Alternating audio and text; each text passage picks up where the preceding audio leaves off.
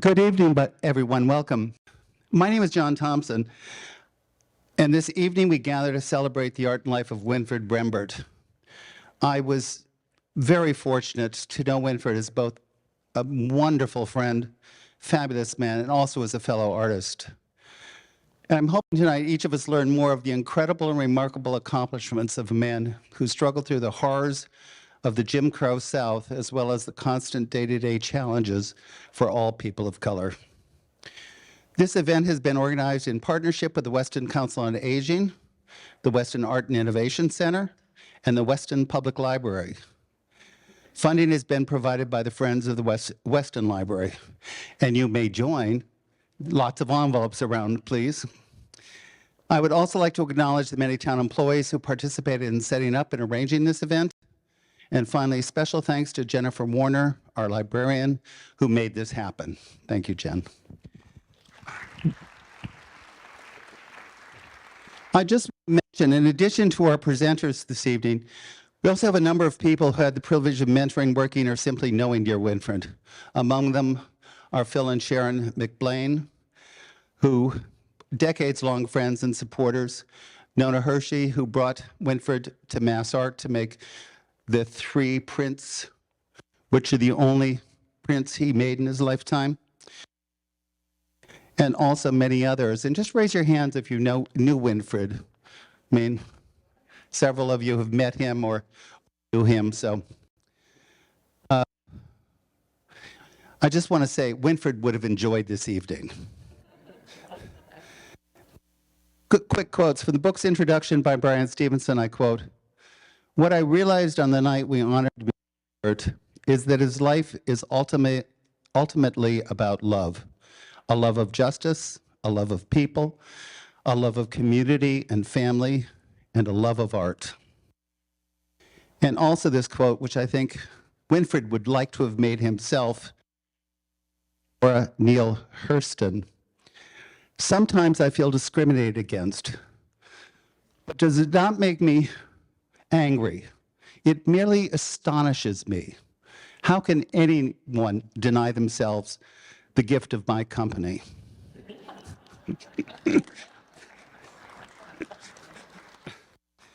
Please welcome Winfred's daughter, Lillian, who continues to share the stories. She shares the stories of the strength of her extended family, and what a family it is. And Erin Kelly, a professor of philosophy at Tufts, who artfully and skillfully over many months of working with Winfred has given the world his story in his voice. Thank you both. Thanks so much. Thank you, John Thompson, for helping to facilitate this event, and Jennifer Warner for hosting us, and to the library. It's a pleasure to be here and to be here with Lillian Rembert. It's really special to be here talking about her father and his accomplishments and his. Okay, so we're fading out, but I think I'll perfect it in a few minutes. So we are really excited to talk to you about the book. I want to share some of my experience. We want to talk about his artwork and his story, and get into some personal dimensions of it through Lillian's presence here as well. So it was my great honor and privilege to collaborate with Winfred Rembert to write this book, Chasing Me to My Grave. It was published in 2021 in September. Unfortunately, Winfred didn't see the published version of the book. This is Winfred. He was born in 1945 and passed away in March 2021. So it was a few months before the book was published. And he was so excited about the book and so eager to be here and sign it and talk about it.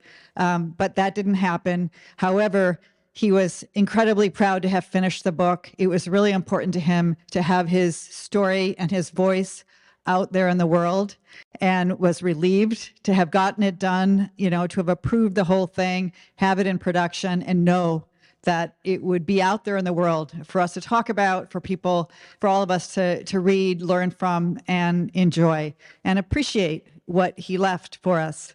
So with some sadness, I miss him and wish he were here to talk with us. But I'm very, very happy and proud that the book was done and we can be here tonight talking about it. Thank you guys for having us. I'm actually... Turn it on. Hello? There. There we go. I am actually kind of nervous because I have the wired mic and my dad is the singer. So he can, and the things he used to do with the wired mic, we used to like mimic. So he had this flip, the spin, and it was all time gospel. So I'm in awe because you think you forget things and then you hold something. And so to me, he is never, ever really gone. And I remember dropping the mic, the stand, and everything, and dashing out the door before the church usher caught us. So, again, as a member of my family, I extend our kitchen table to you all because, as I explained to John, thank you guys for having me. Jen, who doesn't want me to call her Miss Warner, but my mom will forgive me for that. It's a beautiful thing to continue on our story because we shared everything at the kitchen table. And whenever I do this, I know my father's at this kitchen table, and he says it's never going to be unbroken. So we keep adding to it, and that just makes him live on and on and on. So I'm just, as always, just so happy to see all of you. So welcome to our table.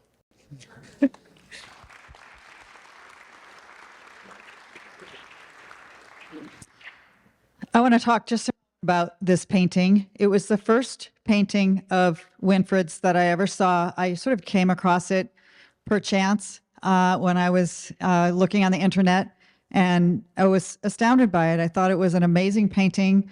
You know, it borders on abstraction, the sense of balance, composition, musicality, the beauty of it. And then it's about a very serious and important subject matter, which is the experience of incarceration. And I learned that the painter of this painting was Winfred, and that it was an autobiographical painting. It depicted his experience on the chain gang. And I'm a philosopher. I teach at Tufts University, and I was writing at the time about, and still am really about, questions of ethics, criminal justice, and criminal law. And I was thinking critically about the criminal justice system and was really eager to talk to the man who produced this amazing work of art, who had experienced the criminal justice system from the inside, or as he might say, the criminal injustice system. So I reached out to him and arranged to meet him. And I asked him if I could interview him, and he agreed. And he had a lot of interesting things to say, a lot, some of which made it into my philosophy book. And we talked about this painting, and that this painting appears in the memoir, along with over 75 reproductions of other paintings that he did, to form this book, which is really a conversation between his artwork and his narrative version of his life story. So the book is designed as a kind of conversation between the art and his spoken story. So this painting is deep. It's called All Me. And let me just read a paragraph. He had so many interesting things to say about it. I'll just read one, and there's more in the book. Maybe we'll talk more about that later. He said this: "With my paintings, I tried to make a bad situation look good. You can't make the chain gang look good in any way besides putting it in art. Those black and white stripes look good on canvas. People can't really tell what they are until they get up close.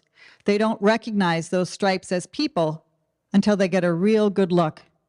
That was my goal, to put it down so you couldn't understand it until you take a real up-close look. That tells you something about prison life. When you look at it from the outside, you can't see what's going on. But when you're up close, you realize what you're up against." So this is a painting on leather, on carved and tooled leather. Some examples of his technique and the materials that he used to create his work are here in front of you. So some of you have already come up to see them, and you'll realize that he begins with a sheet of leather, and he carved and tooled it using skills that he had learned when he was incarcerated from a fellow prisoner. And then he dyes the leather. So there's a lot of texture as well as color to his artworks. This is the undyed version of the painting that I just showed you as an example of sort of one stage in the production of his work.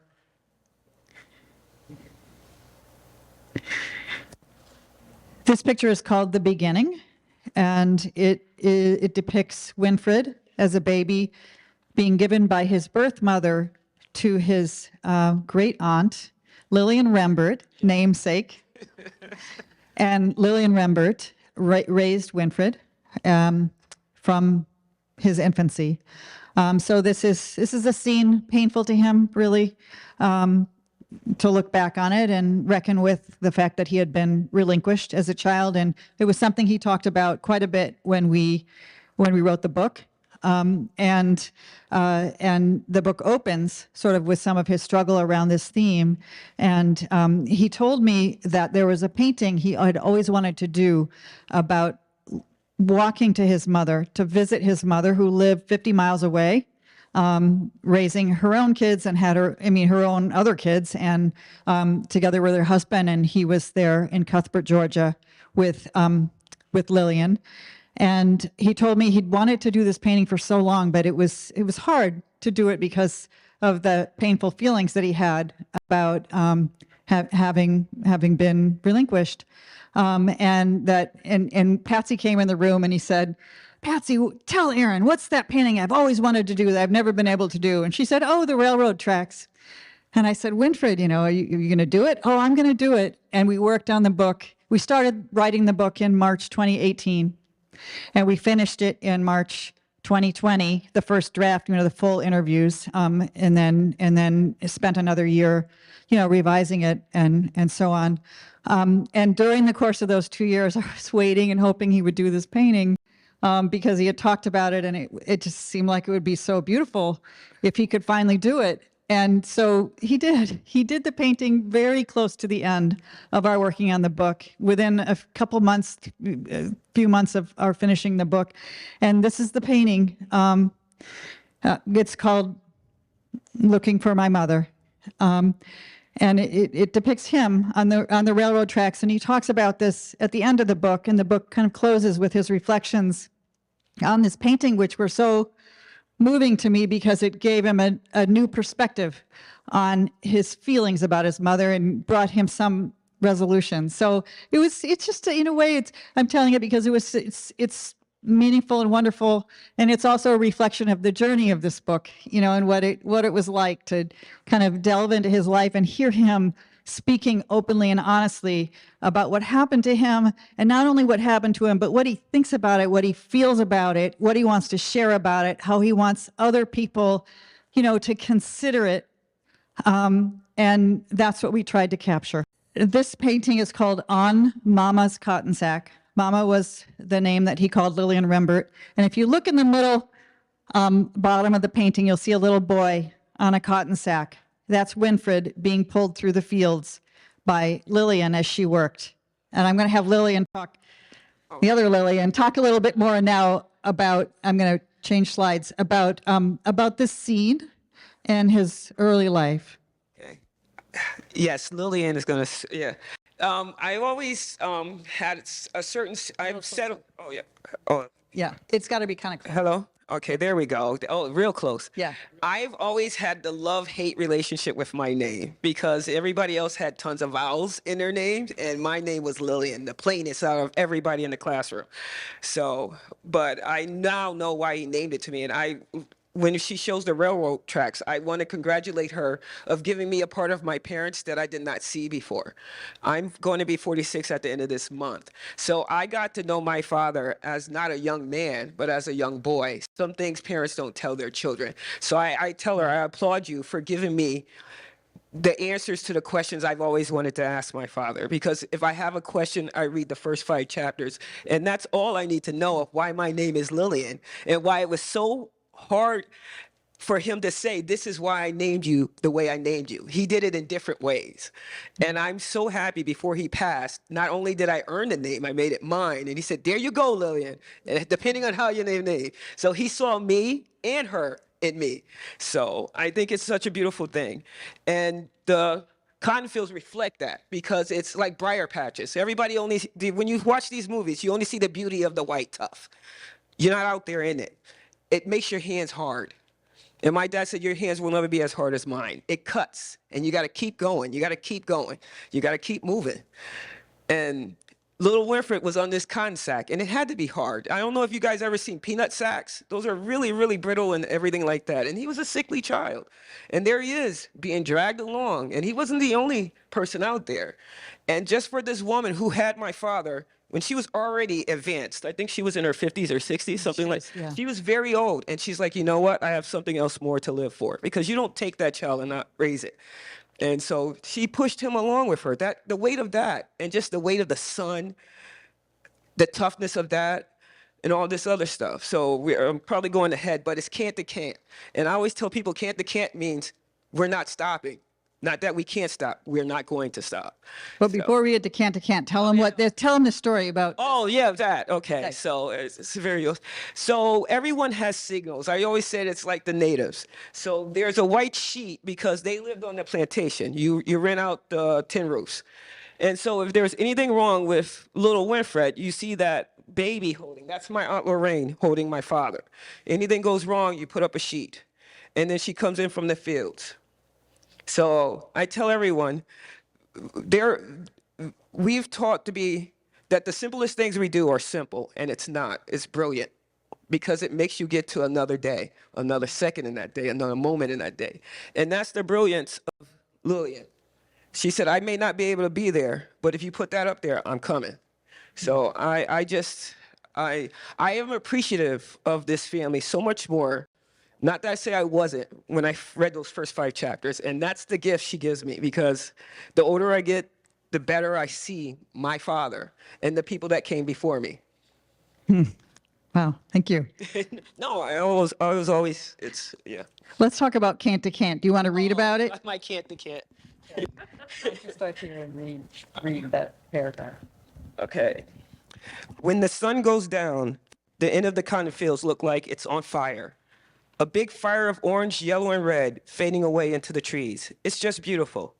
You see the sunset when you are out there picking because they want you to keep going as long as you can. Still see your way up the rows. I got a painting about that sunset. Oh, it's a page turner. Called From Can't to Can't. You can't see when you go, and you can't see when you come back. It's dark. Someone would ask, what time you getting off? What time you leaving the field? You'll say can't, from can't to can't. And they'll know what you're talking about. That's a long day.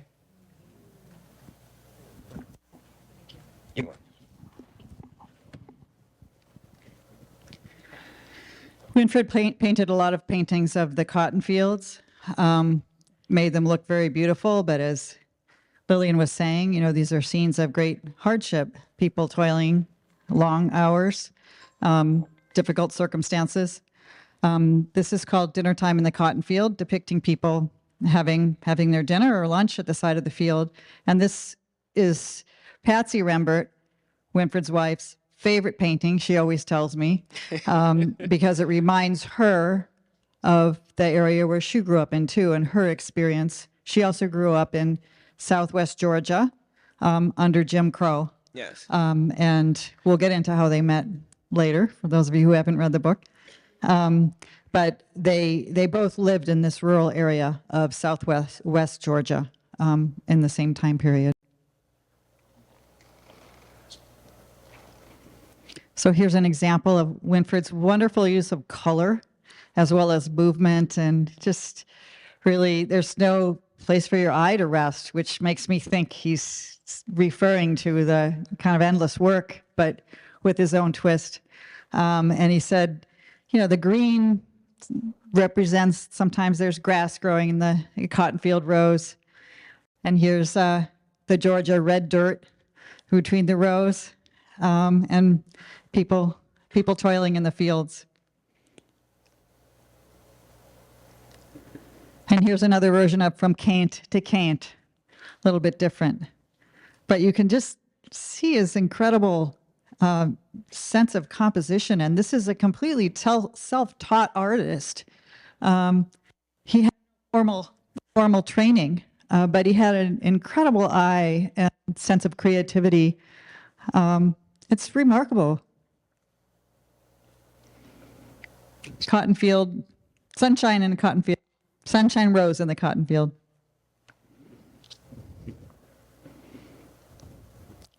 Lillian, do you want to talk about what this is?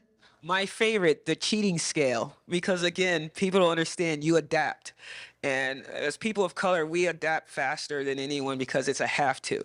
So the cheater scale, the scale is always off a little bit. They're never going to give you as much as you pick, and you pick by the pound.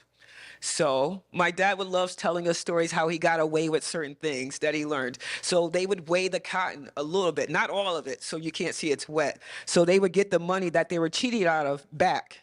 So sometimes you let the cheater scale win and sometimes you don't. It all depends.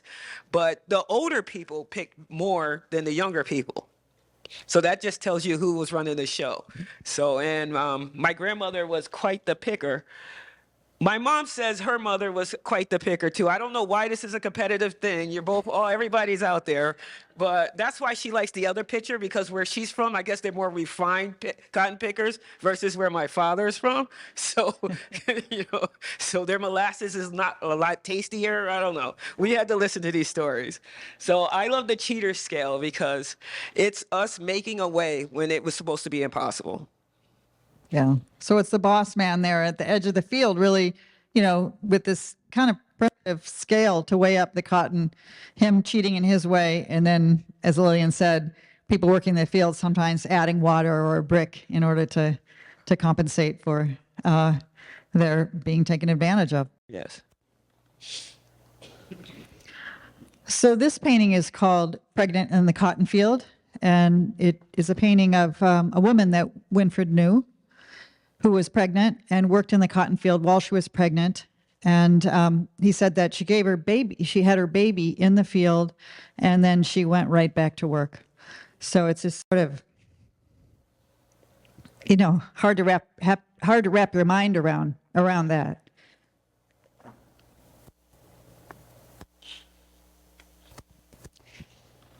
Miss Prather.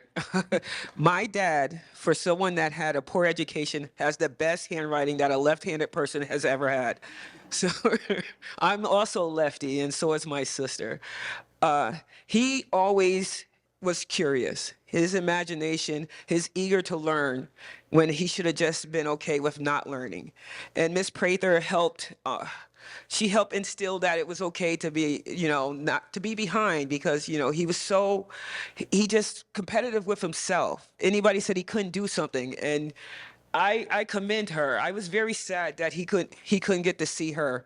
And his whole thing, if anybody sees the first documentary, how he wanted to come down there and show her, look, I made somebody. Thank you for, I made it into somebody. Thank you for believing in me. And that's the one part of that whole story, or in that, where there's a sense of sadness, because you're growing up as an abandoned child, and there's this person taking the time to say, you can do this. So I feel for him, because that's one of those things he couldn't, achieve to show her, say, hey, look, look at me, I am somebody, thank you, you made this possible. So he was behind because he was taken out of school in order to pick cotton and ended up only going to school a couple of days a week. So he had trouble following the lessons when he was able to go. And Miss Prather really, protected his sense of dignity by giving him roles in the classroom that made him feel important, like stoking the wood stove and making drawings. So this is called The Wood Boy, and the wood boy is Winfred. Yes. And here's another picture of Miss Prather.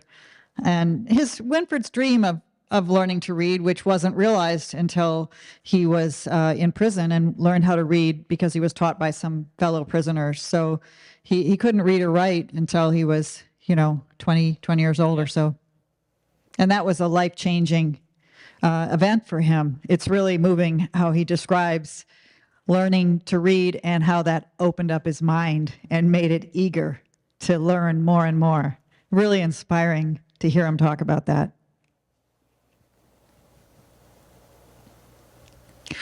So this is Hamilton Avenue. It's the road that runs through the black part of town, what was the black part of town in Cuthbert at the time. And Winfred discovered Hamilton Avenue, and it was a joyous thing to him. He didn't want to pick cotton. He hated picking cotton, so he ran away from home, and he ran down to Hamilton Avenue, and he discovered all these establishments there run by the black residents in town. He discovered shoe shine parlors and juke joints and barber shops where people would gather and talk and have a good time. And it was just like this wonderful discovery that there was a community there that was actually, experiencing joy and doing fun things. And he began to meet people and become a part of this scene.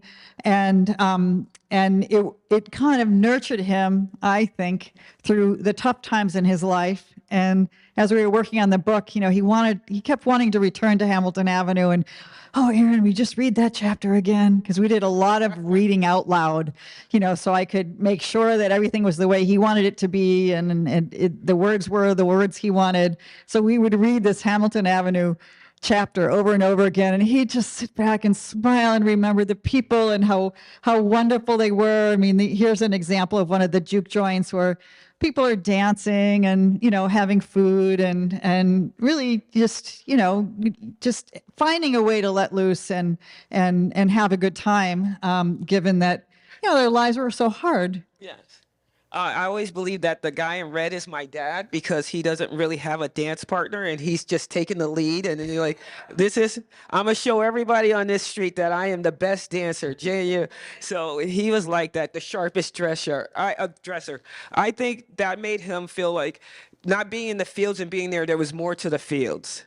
So he went there and he said, I tell him, I was like, you were just a star no matter what. So, and that's how he thought of himself. He's the best pool player. He's this and that. And I always get a kick out of it because I tell Mom, that's him dancing with some girl and you didn't know about it. That's before they met now, but, and he just snuck her in. Yeah, well, he said he did have a reputation as being a really good dancer, and that, drew people to him. Yes. So this is another juke joint scene called the Dirty Spoon Cafe. And he said that kids weren't allowed into this juke joint. So he'd look through the window and he would study people's dance moves and then practice them on his own. And that's how he learned how to do some of these dances. So this painting is owned by the High Museum in Atlanta. So it's one of a number of paintings that have been placed and are still being placed in museums and around the country. And we hope for more of that. This is Homer Clyde's place. You can see the pool playing going on, as well as people enjoying a meal and some dancing. And this is Ben Shorter's band, local band that Winfred said people really enjoy their music. They were very talented. And Ben Shorter played around town, including in some white establishments, for pay, until he got involved with the civil rights movement and was included in a case that was contesting the denial of the right to vote on the part of black people in that part of the South. And once he was connected with this legal case, which actually was successful in court, this was in the 50s. But after that, Ben Shorter couldn't work anymore in Cuthbert. He was basically banished from employment there by the white community, as were others connected with this civil rights case. So it was hard. People gave up a lot in order to try to make change. And I spoke when writing the book with Ben Shorter's son, who recalled, they were meeting in the house with the lights off, with the lawyer and others who were helping with the case, because they were afraid, that the Klan would see them gathering there and harm them. So this is Jeff's pool hall where Winfred got a job, racking the pool balls and collecting money and helping Jeff. And it was here that he began to learn about the civil rights movement, because people gathered in the pool hall to talk about organizing, to learn about the method of nonviolent resistance and to plan demonstrations. And there was a movement going on in Americus, Georgia, which was not far from Cuthbert. Demonstrations were happening, and Winfred decided to get involved with this. He was very interested in the civil rights movement and what it represented, and the need, understood just the urgent need for change, given the hardships that people were in injustice that people were forced to endure. So he decided to get involved, and he went to a demonstration in Americus, and the demonstration, which was intended to be a peaceful demonstration, erupted into violence because some white counter-protesters and law enforcement began to beat the demonstrators and threaten them. And Winfred, at one point, there were some shots rang out, and he ran, as did others, and he ran down an alleyway where he saw a car with the keys in it, and he jumped in the car and drove back to Cuthbert. So now he's stolen a vehicle, he's being pursued, he's in big trouble. And he was later arrested in Cuthbert for the theft of the vehicle and thrown in the local jail, where he sat for almost 2 years with no charges that he knew about, no visitors, no lawyer, of course. And one day he got frustrated, and he plugged the toilet with toilet paper and flooded the cell. And the deputy sheriff came back and began to beat him up. And Winfred had been told by Lillian Rembert, if white folks hit you, don't hit them back and you'll live. So he was determined. He thought not to fight back, but it became, so extreme, the situation, and painful, that he decided to fight back. So he did. And he wrestled the gun away from the deputy sheriff, locked him in the cell, and fled. So now he's in really big trouble. And he went to some people for help that he thought would protect him, and they gave him up. So he was rearrested and severely beaten and taken to the edge of town and nearly lynched. So he thought his life was going to end, but they decided not to kill him. They had better use for him. So they took him back to town, marched him around, and took him to court a short time later and sentenced him to 27 years in the Georgia prison system. Of course, he didn't have any legal representation. There was no evidence. It was just telling you what they're gonna do to you, and that's what they did. So that's the story of how he ended up on the chain gang, picture of which you saw earlier. And it was a really scarring, brutal experience. For 7 years, he was on forced labor, digging ditches. He depicts this in several of his paintings. And here they are breaking rocks. It was really kind of pointless labor that was designed to really torture people. And here are angry prisoners. And he depicts, again, this sea of prisoners that he says he calls all me. And now to explain the title of the picture, this is what he says about it in the book. There were probably more good guys on the chain gang than bad. Even the ones that tried to bully me were trying to hide the good side of themselves. There's a lot of demands on you as a prisoner on the chain gang. Get over here with the shovel, dig that pipe out.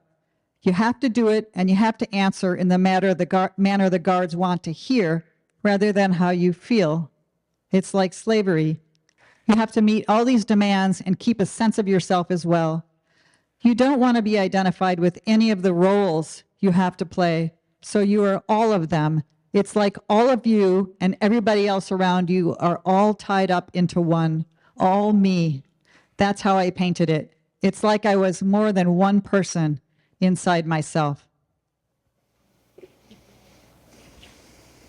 Yeah. This is a self-portrait Winfred did of himself when he was on the chain gang. I wanted to mention he was released unexpectedly after 7 years. He's not sure why, but at the time, he thought he was facing 27 years. And there was something good that happened to him when he was on the chain gang, which was that he met Patsy Rembert, who was at the time Patsy Gamage, Lillian's mom, who lived, well, you tell a story. Okay, my favorite thing is there's a couple of stories, but I'll tell you a story of how Patsy met the love of her life. My dad is the previous picture of him in his chain gang outfit. And he said, I had mine pressed. I'm like, you had iron out there somewhere? No, you took 2 boards. And I said, I don't even know why I asked this story. Give me my quarter already. So this is a favorite story as they sit there and hold each other's hands. I call them turtle doves. They would just be so lovey-dovey together, hint 8 kids. So they said, hold hands. And he said, your mother's going to tell you how she met me. My dad was a trustee, and he's a good talker. I mean, if any of you met him, he's just, it's like sing-song. Sam Cooke mixed in with a whole bunch of other people, like Denzel, like that's Dad. Especially the younger version of Dad, just sharp. So one day he saw this girl on this bus. I don't know how he saw her, the sunshine and all that. He said, that's my wife, he told the guy. So he saw her, they were working on the roads because that's what they do. He piles up some dirt.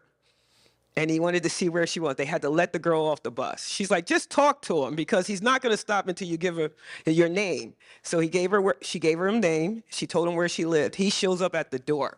And what meets him at the door is sugarcane, my grandmother with a rifle. I love this story because all the personalities are on display that I grew up with. And so that was it. And he kept writing her. And there's so many stories. Like, she won't let those writings out of her sight. And for her to do that now is just amazing to me. Yeah, we included a couple of the letters that they wrote to each other in the book. And they're just really sweet. They're very sweet. I used to mimic and pick at him about it. I said, look how soft you sound, big man. So, So this is a picture of Patsy's yard. This is a picture of Patsy's yard. Patsy is washing clothes on the old-fashioned rub board in the center of the picture, and her dad is sitting next to her with the hammer or the axe, and her mom's stirring in a pot. And this was the scene when Winfred came up into the yard and saw Patsy and her and Sugarcane, got the rifle, or the dad got the rifle. One of them had the rifle. Yeah. And this is Sugarcane.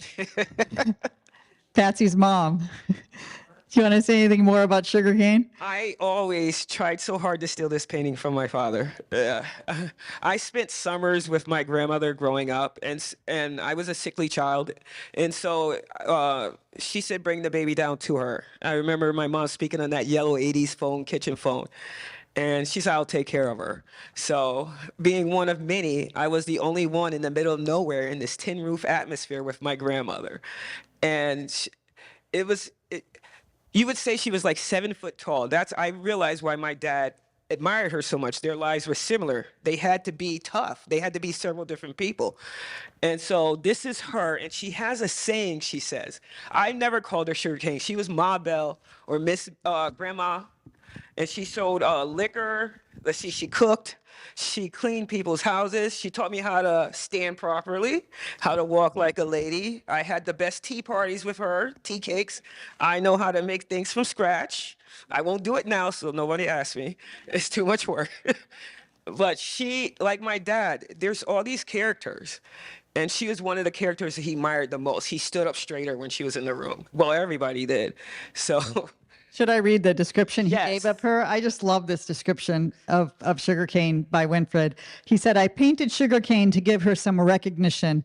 And if you look at the picture I painted of her, you'd think she was the finest thing in the world. It was easy for me to imagine what she'd looked like before she got married. If she carried herself like Patsy said she did, and if it's true that Patsy carries herself like her mama did, then I had a vision of Sugarcane when she was younger. I painted her with posture and an elegant look. I paid attention to my tooling job, to every cut I made of her when I cut her into the leather. I had to be very careful. I didn't want to make the wrong cut or else it wouldn't look like her. She's got to be elegant and beautiful. If you go around with the name Sugarcane, something's got to be special about you. You've got to be showing it. I painted her like she's got it all. She's got a sugarcane coat, dress, hat, and shoes. She's got that African face and features. There's sensuality there. Her skin tone is dark. She's got a look without a smile, and her hair goes back in waves. The picture looks just like her. Sometimes when I look at it, I see the younger Sugarcane, and sometimes I see the older her. Sugarcane, ask me again, I'll tell you the same. She didn't stay here long enough. Not at all. So we're gonna wrap up here, but let me just show you a few final slides. Here's Winfred and Patsy on the road outside her house in Ashburn, Georgia, after he was released from prison, a few months after that, and 2 days before they got married.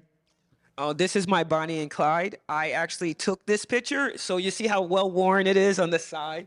It was really hard to take it out of the house off the wall, and they didn't know it was missing for at least 6 months.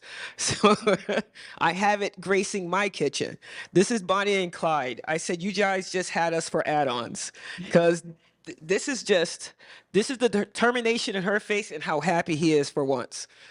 His smile is big, and she's like, I got my man, and we're getting married, mama. That's literally how that went. You're not gonna stop us, mama. We're getting married. Yeah. And he's like, I'm gonna take her up north. I said, oh, here we go. But there are beautiful stories, as I said, around the kitchen table, and I just hear them speaking and laughing and giggling about all the promises they made to one another after this picture and before. So this is right outside the tin roof my grandmother lived in, and the places I played, the snakes I dodged, the pecans that I shot at imaginary natives or people coming to get my grandmother. That's right outside of there. And I'm telling you, when that sun sets, it's like he says, it's golden fire. You can't mimic it. So here's a picture of them in their early married life, out dancing. And here they are some years later as a more mature couple. So those are the themes of the book. This is Winfred. Give you some sense of the character, the love of life, the sense of humor, the charisma. So thanks so much for listening. We'd love to take your questions. Yes, thank you guys so much. If you have a question, I'll bring the microphone to you. Oh, come on. This is your chance. How many pictures did he do? How many pictures do you do? We don't know exactly. I'm just going to talk loud. Oh, well, you have to. Yeah. Oh, we got it. I talked to Oh. Adam, and he said he thinks between 300 and 400. I think it's more too, because before we did the pictures, we did the medallions and he did portraits. We were his little sailors. So we would go to school with the medallions with the African things on there, or the beads or the bracelets like this.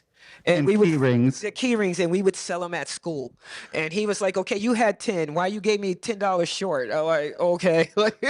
So I think there's more. And there's also self-portraits that he loved doing for people that sometimes he would just give away.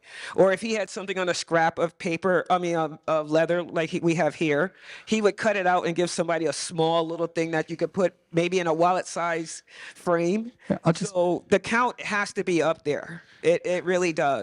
This is a sample of the leather that Winfred tried to work on. Also, the other thing, and I'm sorry I didn't bring the drawing with me, but he was a brilliant draftsman. He drew all these pictures out on paper before he started carving on the leather. Unfortunately, lots of those drawings were not kept. He just crumpled them up and threw them away. But the drawings that survive are absolutely brilliant. He didn't keep very extensive records of who and where he sold his artworks to. That's why it's hard for us to say how many works he made. Hi. And I guess my question to you is, even in his art, I don't feel his use of color as so much a mask of his trauma, but as a joy of his life. And that's what I heard you speak to. My question to you is, given his early separation from his mother, where do you think that love comes from? A church, community, the people that he was taken in from? Clearly, he's born with the gene of the arts, but you also shine his love, which I think is what comes through in all of his paintings, and in such an authentic way. And I just wondered if you knew the man. I would say it's my mother's unwavering faith in my father and just love. Her ability to love this man, even when he's shown the best of himself and the worst of himself. Because as he says, none of this would have happened if she wasn't encouraging him. Because there's people saying, no, you can't do that. And he was in his mind saying, no, you can't do that. So she was always his best cheerleader, but also if he got a little out of hand, someone that could bring him back. We all have people in our lives that we listen to that penetrates through all ourselves. And she had a knack of doing that for him. So, you know, when they're talking in the kitchen, we didn't have to say not to go in there. It wasn't our time. That was them speaking to each other. You know, that was the husband and wife. That was, you know, the promises they made. One of the wonderful things about the book is I didn't know about their first night, wedding night. And they're looking at the stars. So I get to see young Winfred, and I'm going to keep congratulating her on that, to give me my parents before they were my parents. You know, at 46, would I have made those same choices? No, I would not be married to an ex-con or somewhere like, you know, whisking me away. But they were destined. Whatever was aligned, God, all of it, those two were supposed to meet. So I think that's what it was, his last seconds, even his last seconds on earth. He didn't go away without turning over to his wife and saying, I love you. And then he went to sleep. That man held on longer than most people. He was sick for a better part of 25 years. So to me, he was unstoppable. So I think that's what it was. He didn't let her go until she knew she was going to be fine. Yeah, and I think he gave up his bitterness because it could have been consumed by what happened to him, and he just refused to let that destroy his life. Thanks, John. Hey, thank you all for bringing Winfred back to us tonight. It was really. I'm going to read the rest of the book, but I don't think it can compete with what you all have done here. My question is, as an artist, did he have a routine, or was he simply at work when he wanted to be at work? And did he have a studio at his residence, or did he have to go somewhere for his studio? He worked at home and he worked at night. PTSD works, it's hard to sleep. So he was tapping throughout the night. It was the one time that, because he would get nightmares and have waking dreams, I think he's okay with me sharing this because he got a little bit better at sharing it with other people. He saw that it wasn't a weakness that this happened to him. So he just tapped throughout the night. It's rare that he worked during the day. He was always up and moving, walking around, fixing on one of the junky cars we had in the yard, or, hey kids, let's go do this, go that. Something my mom didn't want us doing. He's like, let's go in the backyard and do that. So we had prank wars, things like that. And she's like, I got 9 kids instead of 8. So at night, we had to make rooms for, if you wanted a private room, you had to make it. So my dad give you paneling and some nails, make your own room. So one of the other rooms that my brother had made for himself, my dad's like, get out, we gotta make some money. So my mom bought this ugly giant desk that we have in there, and he set up shop in there. So that's where he put all his toys, his leather work and everything. It was just chaotic. It was totally the artist thing, and you just hear him tapping. When he wasn't tapping, you were concerned, but he tapped throughout the night. When he traveled, because he slept so poorly, he was plagued with the nightmares and the stress, post-traumatic stress. He carried a block of marble with him, little pad of marble, so he could tap in the hotel room and not disturb other people all night. I was wondering where you all lived, because given what he went through in his hometown, I wondered if, as an adult and painting and having a good family going, did he have any ongoing problems with the people in the town that had been so harsh when he was a young man? And also, why did he paint on leather? How did that work? That was my mother's idea because we started off. If you know the '90s, everyone had the medallions with the African thing on there, and we made him go to the flea market and buy us one. He said I could do better than that, and that's when it took off. And like the man, he is best promoter. His best promoter. He could have been an astronaut. You just put him in there. He don't need any training. He's like, hit that button. That man's gonna hit that button, and he's gonna make it work. So when the medallions came out, my mom's like, what are you doing with that? He's like, we're going to sell them, and we're going to sell them better than they were. And sure enough, everyone was taking those medallions off and buying ours. So my mom, they had this idea. He's like, I got to make some more money. She's like, well, put your life on leather. And that's how we came upon these lovely people that are like my honorary aunt and uncle that have been in our family forever, Sharon and Phil McBlain. We're going to make Phil stand up. Come on, Phil. Phil and Sharon.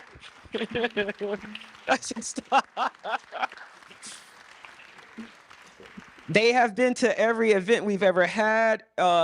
Sometimes so we've gone to their church. I'm going to go to their church this Sunday. They have watched us get taller. Some of us graduate. Even some people are convinced that they are the parents of my youngest sister because they showed up to every event she's ever had for basketball. So he bought one of my dad's first paintings, and so did my high school principal.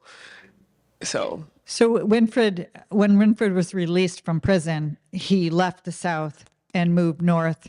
He had some relatives in Rochester, New York, and Lillian Rembert was really afraid of what would happen to him if he stayed in Georgia. So they whisked him up to Rochester, New York. He managed to come back, scoop up Patsy, and go back to Rochester a few months later. And they've lived in the North ever since then, visiting the South sometimes, not eagerly at first to go back to Georgia, and, a lot of nervousness about at least going to Cuthbert. So they lived in Rochester, New York. They lived in Bridgeport, Connecticut, and then finally in New Haven, where he lived for the last decades of his life. Yes. And just about the leather tooling, in addition to what Lillian said, which was great. As I mentioned earlier, when he was in prison, there was a man who did leather work. Winfred got really interested in that because he was always interested in drawing and creating things. And so he persuaded this guy, TJ. Wallets and belts. Yeah, he would make little wallets and belts and purses to sell in the prison yard. And Winfred convinced him to share some of his tools at first and let him, participate in this and do the drawings and carvings on the leather. And so he learned some of these skills. And then he got so good at it that TJ the Tooler was not so pleased with him because Winfred's purses were selling better than TJ's. And, the relationship turned sour, but Winfred continued on. And so he had these skills for a long time, but it wasn't until he was 51 that he started making serious works of art. Or really works of art, on canvases rather than the sort of things that Lillian was describing, pieces of jewelry and things like that. And he never called them paintings. They were always pictures. Yes.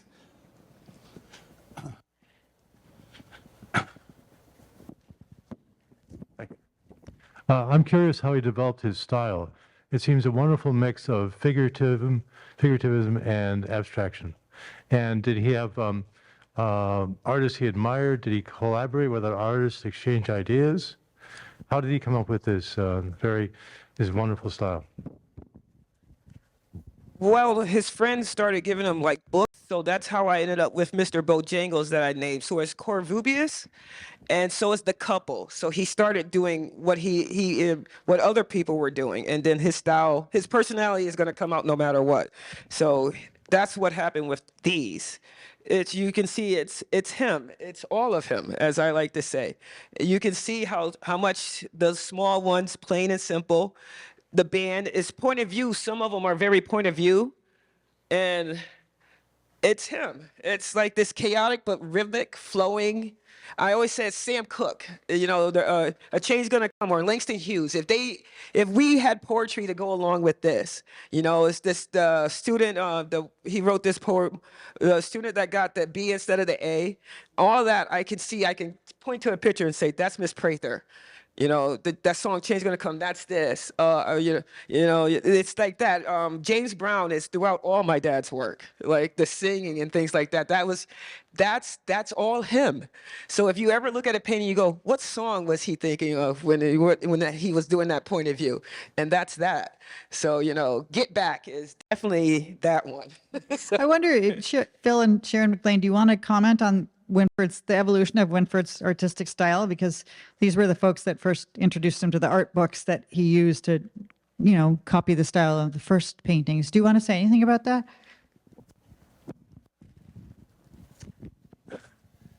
Yeah, Winfred, the first painting there, Winfred, we had a book called Negro Drawings by Miguel Covarrubias, and this was really a picture in that book that he admired. So his very first painting he did, he decided to give me a painting for Christmas for a present, and so he copied one of the Covarrubias things because he thought I'd like that. He didn't think I'd like anything out of his life or whatever.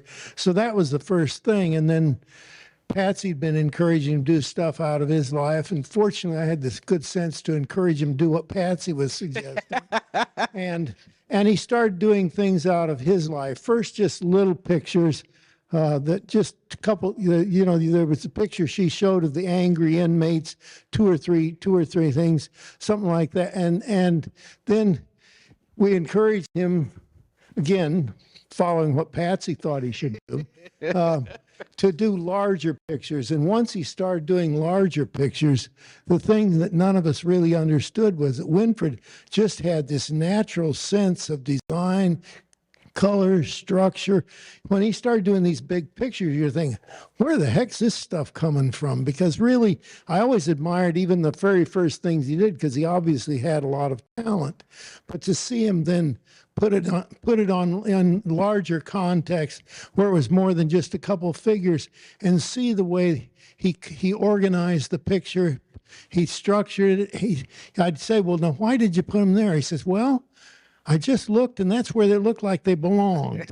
You know, that sort of thing. I mean, really, he just had this incredible natural artistic ability that was hard to believe. But once he started going, within a year or two, he was producing incredibly complicated, well-structured, well thought out things. Just partly he was so desperate to tell about his life and the life of his friends in Cuthbert. He wanted to record his life. He wanted people to know about the people he grew up with. He also really wanted them to know about him, because Winfred did have a burning hole in his soul from early experience, you know, being told he was a nobody, he would never amount to anything, and on and on and on. You know, this sort of typical white racism and so on, but carried to an extreme. So for Winfred, getting this artwork done was a mission. I mean, he really, and he just, well, Winfred was really a genius. I mean, he had incredible ability, and to see these pictures start emerging, and it just, let's just say it was a privilege for Sharon and I to know Winfred and to get to participate and go along on a lot of this journey the last 25, 26 years of his life. But it was really, Winfred's art really came from within him. He just had it. It just, you know, for those of us who have to work so hard to get anything that looks halfway decent or whatever, there Winfred was. This guy who told me once, he says, I could be a picture you'd be proud to hang on your wall. And I thought, and then I probably said, oh, that'd be nice, you know, something like that, thinking, and then he shows up, and he was absolutely right. So that's it. It's hard to add. It brings tears. I love Lillian. I do remember finding it interesting when he said, I do my picture and then I choose one color at a time. First, I decide where all the whites should go and then where all the reds should go. I found that fascinating. Yeah, he did. And there's a story that early on, one of his pictures was hung next to a Jacob Lawrence, and somebody told me this, and maybe it was Winfred, and he didn't understand why he couldn't do better than Jacob Lawrence. It's like, I can do better than that. So we brought books. If anyone would like to purchase a book, we'd be happy to sign it for you. We'd be happy to speak to you, more informally if there aren't other questions. Do you want to? I just want to say, and also we're happy to talk about the art. This one picture on the end is by Winfred's son, Mitchell, who is attempting to emulate his dad's technique and develop his own style and commentary. It's definitely the passing on the generational. He's the middle child, and his claim to fame is having the middle name DN and then having 3 more people come after him. So he's really, I love that my dad has left my brother with a purpose. Some of us run around aimlessly, and like all of us, it's a purpose that my brother can make his own. And that's how he didn't want my brother to mimic him. He said, you can do your own thing. Because when Mitchell first started out, it was what my dad saw. And he said, what do you see? Mm-hmm. And that's the whole thing about passing it on. And so when people say, aren't you sad it ended? No, I'm standing before you. How could it have ended if I'm here? So Lillian, do you want to tell the story about learning to ride a bike? One day, I'll set the scene. I had to learn how to ride a bike, but this is neither here nor there. I was around 6, and we were living in Father Panic Village, 1984. This was just before the crack epidemic just took off. And She's talking about a housing project in Bridgeport. Pretty rough place. Very rough, it was crazy. It was named after a Catholic father. So they made these projects to give us a place to stay in Bridgeport. And so it was sought after to go in. And for a while, it did do well. Then the crack epidemic hit. So one day, my dad, he was hustling by then because he had got hurt working on the shore. And nobody would hire him. Who's going to hire somebody with no education? Because no matter if you can do it or not, you need a certificate. You need this, you need that. So one day, he comes home. And he burst in the door, and he has this giant pink Huffy bike, like the kid's bike. And my mom comes out of the little kitchen we only had 2 rooms, and there was 5 of us then. And I believe Mitchell was the baby. And he's like, the girl is gonna learn how to ride a bike. And I said, it's pink. Why is it pink? And I mean, it was that old school. If you know, on 1985 Huffy girls' bikes, it was Pepto-Bismol pink. And it was the girliest bike. He picked it out of like the girliest room ever. It had the 3 daisies on it, red, yellow, and pink. Yes, I remember it. Hot pink fuchsia with the white basket. I'm like, I can't put my BB gun in here. So, and it had the white tassels on it and white wheels. And all I could look at is like, this is pink. This is Pepto-Bismol pink. This is chamomile pink. Oh my God, he got me a pink bike. So he looks at my mom. He's like, we're going out, and she's going to ride this bike before the pork chops are on the table. That's his favorite meal my mom cooks. None of us can do it like she can. I have tried. She has showed me. She makes the best pork chops ever. So he's like, you're going to come out here, and you got until she finished cooking, and you're going to learn how to ride this bike. She's like, where's the training wheels? He said, her name is Lillian. What's your name? Lillian.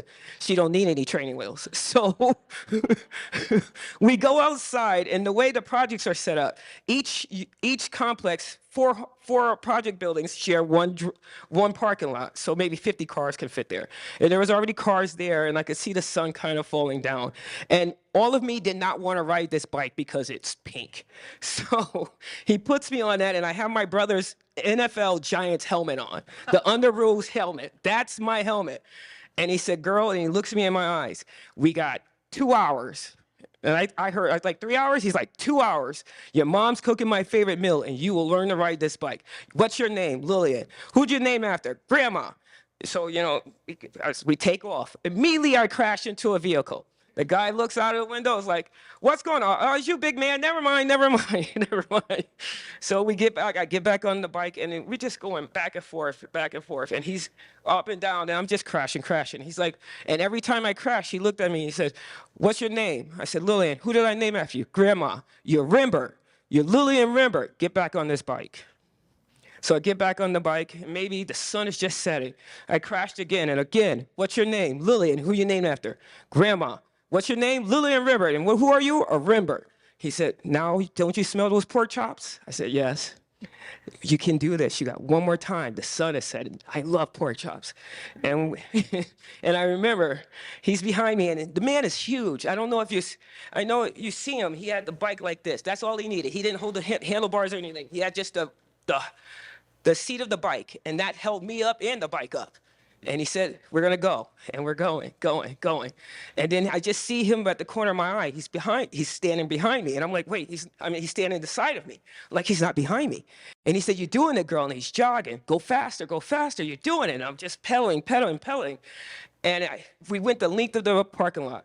And then he picks me up, and I'm no longer on the bike. The bike hits the telephone pole, and he said, who are you? I'm Lillian. And he had me held high. I have never loved that man more than that moment. That moment.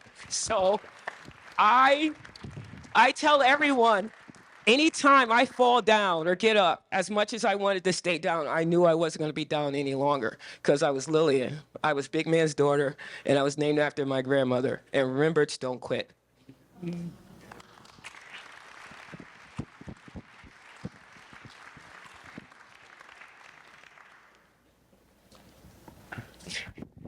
Thank you all for coming. Thank you, Jen, and the library and the whole community. And it is a community. Winfred would want it to be a community. Yes. Thanks so much for having Thank you us. guys so much.